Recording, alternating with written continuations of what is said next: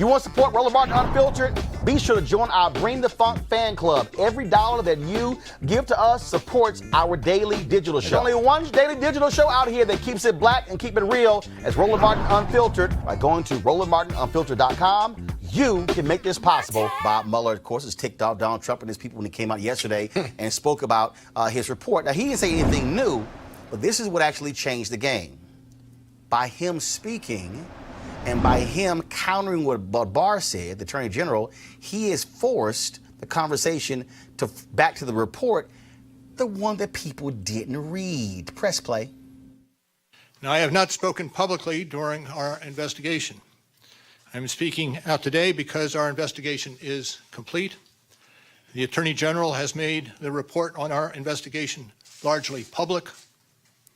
We are formally closing the special counsel's office, and as well, I'm resigning from the Department of Justice to return to private life. And as set forth in the report, after that investigation, if we had had confidence that the president clearly did not commit a crime, we would have said so. We did not, however, make a determination as to whether the president did commit a crime. It explains that under long-standing department policy, a president cannot be charged with a federal crime while he is in office. That is unconstitutional. Even if the charge is kept under seal and hidden from public view, that too is prohibited. The special counsel's office is part of the Department of Justice, and by regulation, it was bound by that department policy. Charging the president with a crime was therefore not an option we could consider. All right, I got to deal with this, y'all, okay? I got to, because this is really like pissing me off. It's really ticking me off. I'm sorry. At last I checked, I've read the Constitution. There is nothing. There's nowhere in the United States Constitution that says a president cannot be indicted. Nowhere. You can't find it. What he's talking about, Scott, is a memo that was written by the Nixon Department of Justice in order to ensure Nixon didn't get indicted. Come on. And all of these people are acting as if this is like manna from heaven, like God told Moses, here are the two tablets, and you can't indict the president. It's a bullshit memo. Right. I wish we had it for some written by Nixon supporters. Well, remember who ended up the Attorney General in that Nixon Justice Which Department? one he fired to? No, I'm talking about the one who said he would do whatever Nixon wanted. Robert Bork. No.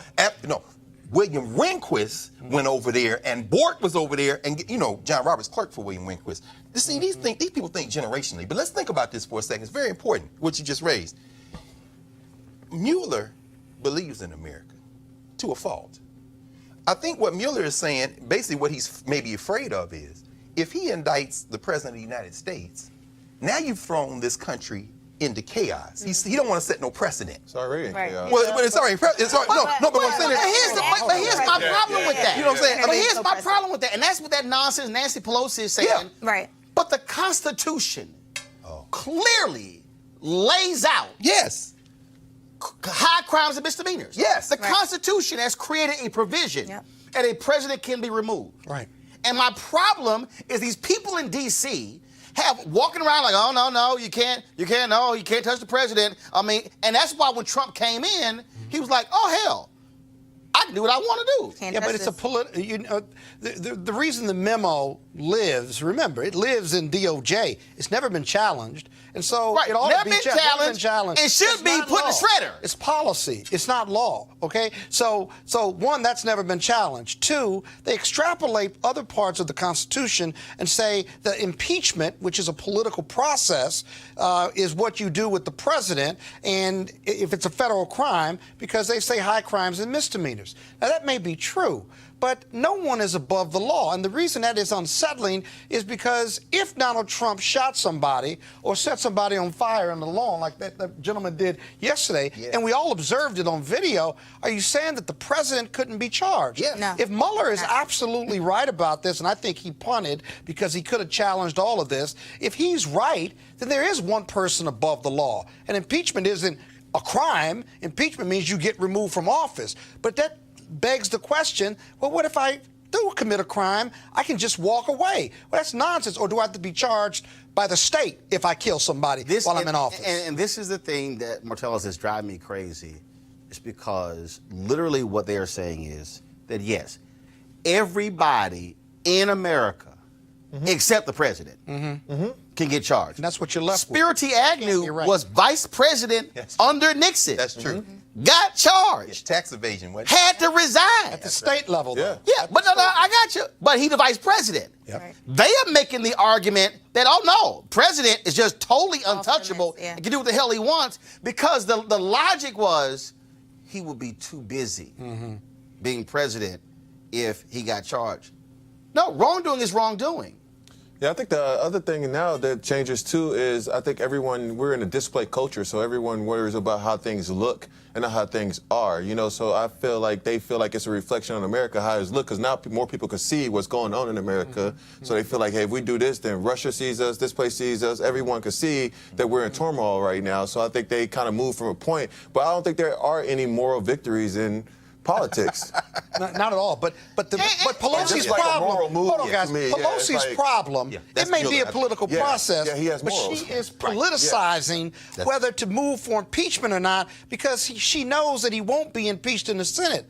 But there's a moral, political, and legal obligation, constitutional obligation for the Democrats in the House to do their job. Mueller almost put that. Mueller put that back on the Congress. He said there's he an did. alternative piece. But by the way, he could have gone further and said, but for this memo, I would have charged, or he could have been charged with obstruction. Sure. Because then that would have added more pressure. He decided to punt on that, but even he didn't come strong enough. He said obstruction. He gave you 10 examples, and he said, now Congress, go do your thing. But here's what's and now you Nobody got wants to be House the not first doing one. it. But Teresa, here's what's interesting. Right, The that's Ken right. Starr. That's right. Ken Starr was an independent investigator. He had a memo. And his memo, here we go to my iPad. This is from a July 22nd, 2017 story in the New York Times. The 56-page memo, locked in the National Archives for nearly 2 decades and obtained by the New York Times under the Freedom of Information Act, says this, quote, it is proper, constitutional, and legal for a federal grand jury to indict a sitting president for serious criminal acts that are not part of and are contrary to the president's official duties. In this country, no one, even President Clinton, is above the law. Right. My problem is, Mueller gets up there and says, "Oh well, this memo from 1973. This is it. This is DOJ. This also is a memo." And the problem here is that impeachment is not supposed to be nice. Right. Impeachment, Or easy. Impeachment, it should tear apart the country It should be because uncomfortable. it is the highest. To say that we are going to initiate impeachment proceedings against the president of the United States, and then to listen to Democrats. And I hear Pelosi, but here's this whole problem I have. Well, there's no sense in us doing this because the Senate is controlled by Republicans, and so therefore, they're never going to convict him.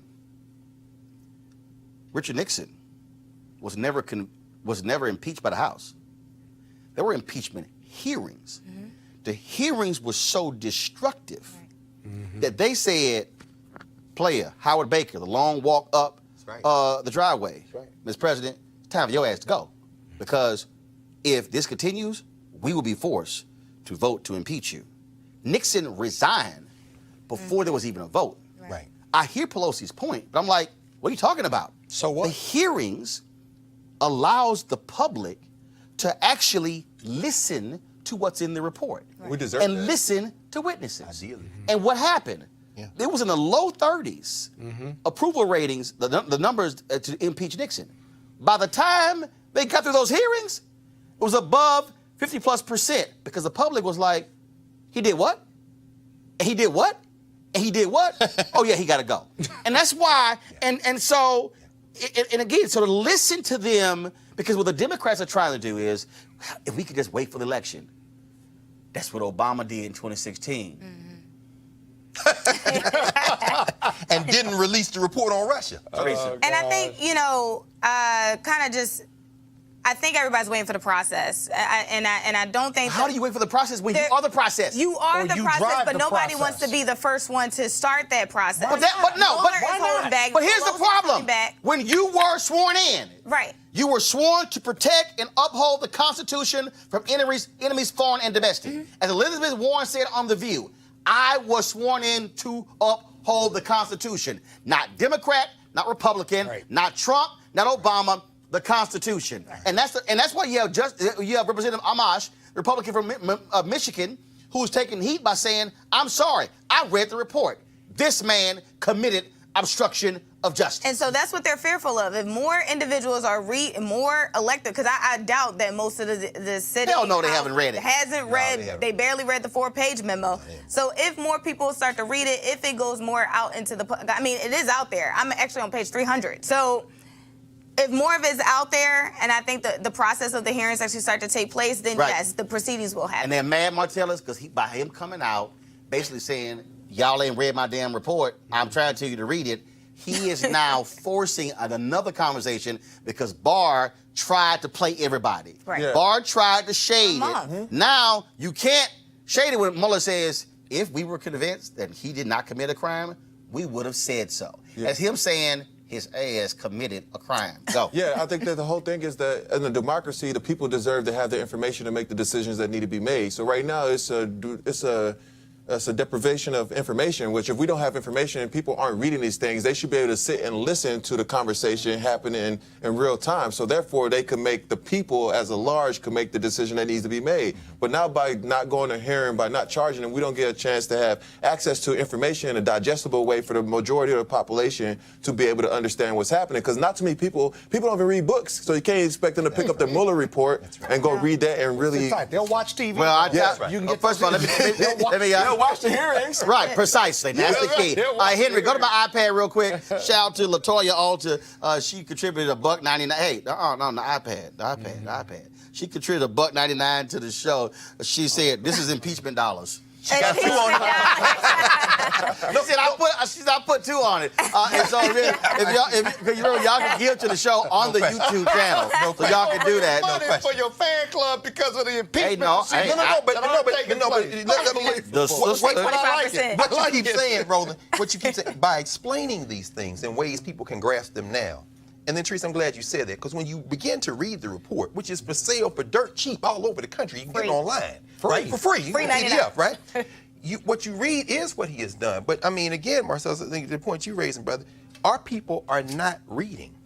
People in this country are not reading. And so what Pelosi realizes is this electorate is the people going to back Trump are going to back Trump. All right, folks, back to our Roland Martin Unfiltered video in just one moment. Hey, guys, they're back. MarijuanaStock.org has another great investment opportunity.